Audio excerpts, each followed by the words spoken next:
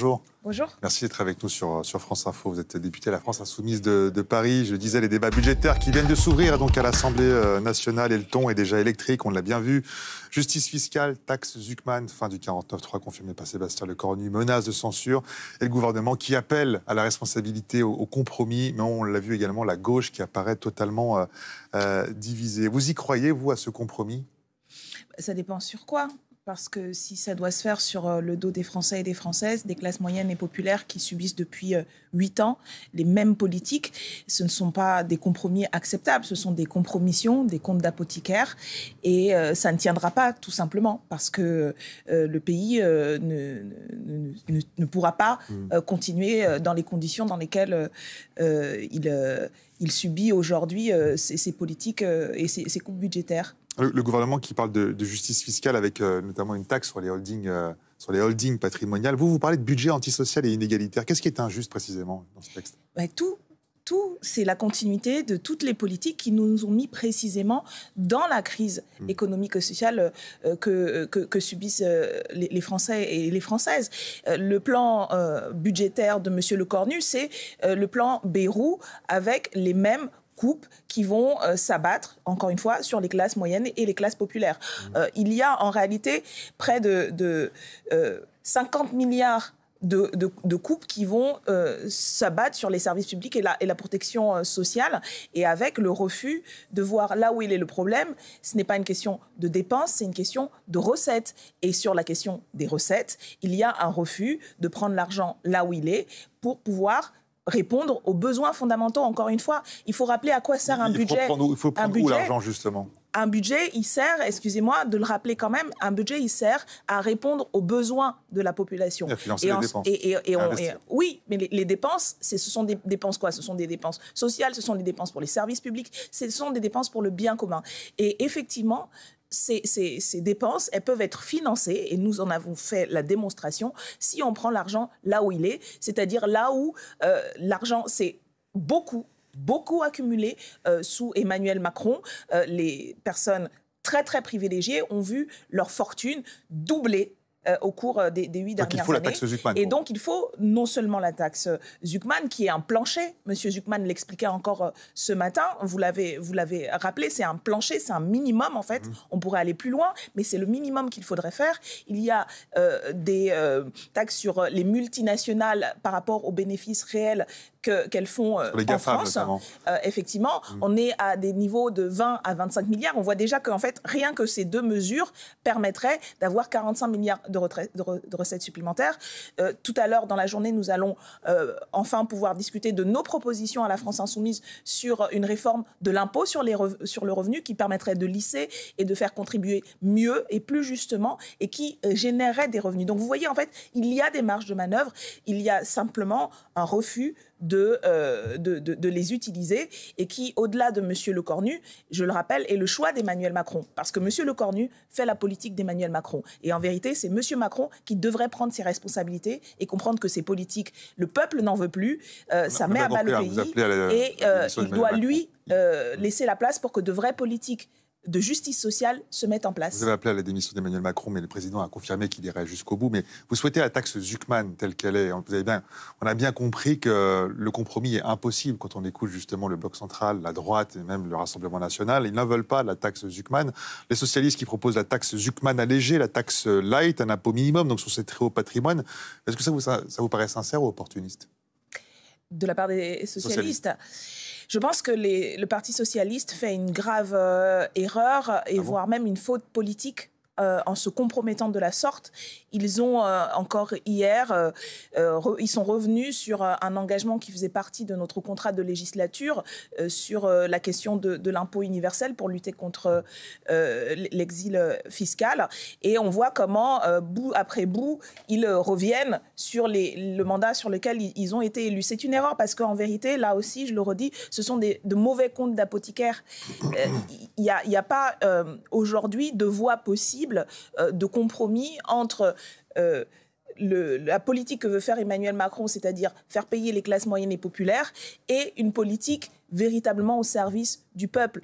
Et tout ce qui essaye de sauver le soldat Lecornu et le soldat Macron est voué à l'échec parce que ça ne tient pas. Et on l'a vu lors des débats en commission de la première partie du budget, il a été rejeté. Parce qu'en fait, c'est une espèce de construction et de mécano qui ne convient à personne, parce qu'il n'y a pas, encore une fois, de politique budgétaire globale d'ensemble qui permette de répondre selon son orientation politique, parce qu'on est quand même des parlementaires avec une vision politique. Oui, bien sûr, vous êtes parlementaire. Alors, on a vu tous ces travaux en commission. On n'est pas des comptables qui font juste des additions. Un peu ça doit répondre à... Oui, mais en fait, ça doit répondre à une vision politique. Qu'est-ce qu'on veut pour le pays? C'est à cette question qu'il faut répondre. Et on ne veut pas, nous, se mettre à accepter simplement 25% de coupes budgétaires ou 50% au lieu des 150%. En fait, ce n'est pas acceptable parce que ce n'est pas vivable par les millions de gens qui vivent dans ce pays.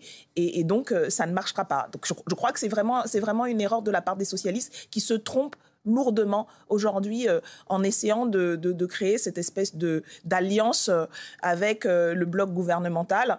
Tous ceux qui se raccrocheront à la Macronie en perdition couleront avec elle. Pour vous, le PS s'accroche à la Macronie en perdition? C'est littéralement ce qu'on voit depuis le vote de la non-censure, ces espèces de négociations qui sont en fait un espèce de mauvais cirque. C'est devenu les nouveaux faiseurs de roi après le Rassemblement national? Non, écoutez, les faiseurs de roi, vous voyez, rien que l'expression montre le caractère complètement ridicule de tout cela. Nous sommes en République, nous ne faisons ni ne défaisons pas des rois, nous faisons de la politique au service du peuple où on est censé le faire. Et croire que se mettre au centre du jeu médiatique avec ces conciliabules, ces réunions secrètes, tout ça, en vérité, je crois, ce dont ils ne se rendent pas compte, c'est que ça dégoûte les gens, en fait. C'est de la tambouille. C'est des gens qui se mettent d'accord entre eux dans les salons au détriment du plus grand nombre. Et ça, je crois que c'est là la faute politique des socialistes, en plus de trahir leurs engagements.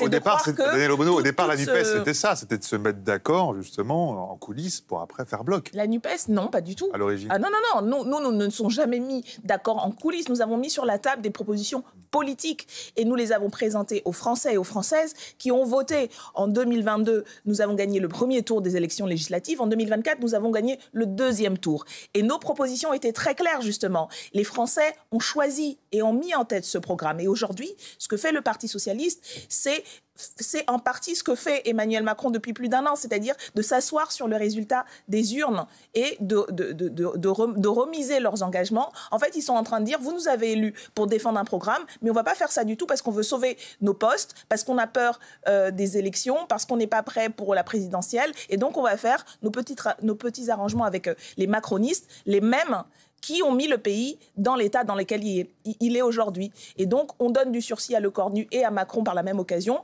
parce que, comme ça, on peut passer à la télé, on a l'impression d'être à nouveau très important. Donc, c'est une vision complètement égaux. Pour vous, c'est une manière pour les socialistes d'exister politiquement? C'est leur seule manière aujourd'hui, et c'est une erreur de croire qu'ils existent, en fait. Ils ne font que permettre à la Macronie de survivre encore quelques mois. Est-ce qu'ils ne sont pas tout simplement en train de tenter de trouver des compromis? Mais pourquoi faire, en fait? Pour continuer... Pour avoir un budget? Non, mais pour avoir un budget, vous savez, on l'a fait il y a un an, et ce serait le moins pire, par ailleurs, qui pourrait advenir de la situation. On fait voter une loi spéciale qui permet de reconduire le budget précédent, qui n'est pas celui que nous aimerions, bien entendu. Vous voyez bien que là, on peut faire des compromis, mais qui serait moins pire que celui qui est en train d'être discuté et qui, j'espère, va être rejeté. Donc, ça nous permettrait, au contraire, justement, de pouvoir poser la vraie question qui est effectivement la responsabilité d'Emmanuel Macron. Et juste, je vous rappelle un exemple très important. Pardonnez-moi, Daniel. L'Espagne, aujourd'hui, fonctionne très bien économiquement sans avoir ce problème budgétaire. Et connaît une meilleure croissance. Oui, mais c'est un exemple. On peut fonctionner sans se voir imposer un budget d'austérité. Et comment peser concrètement dans un Parlement où la France insoumise ne peut plus faire tomber le gouvernement seul? En menant le débat parlementaire, en convainquant, en proposant des amendements et en mettant les uns et les autres devant leurs responsabilités. Écoutez, nous, notre objectif, c'est de faire en sorte qu'on sorte par le haut de la crise politique dans laquelle nous a mis Emmanuel Macron. Et donc, nous débattons, nous faisons le travail parlementaire en faisant des propositions, en montrant qu'il y a une alternative. Nous avons présenté il y a quelques il y a quelques jours, notre contre-budget qui montre que c'est possible de mener une autre politique. Et puis, chacun devra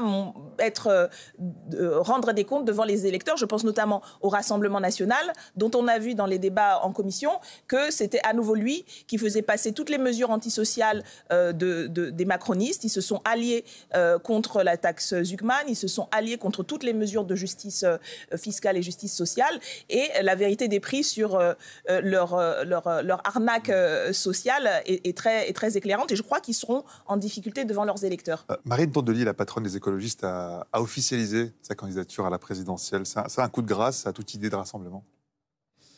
Non, je ne crois pas. Heureusement, la dynamique que nous avons construite, je crois, autour du nouveau Front populaire et de notre bloc qui arrivait en tête est bien plus large que les stratégies individuelles des uns et des autres. Nous continuons à appeler à l'unité populaire.